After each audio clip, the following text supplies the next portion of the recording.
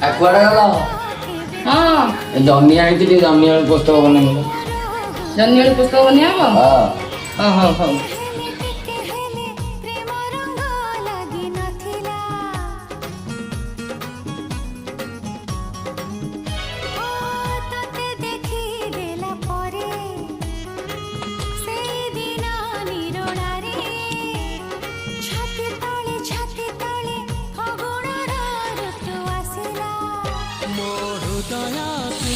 ଦେଖିଲା ତୋ ହୃଦୟ କିଛି ପଢ଼ିଲା, ମୋ ହୃଦୟ କିଛି ଲେଖିଲା, ତୋ ହୃଦୟ କିଛି ପଢ଼ିଲା।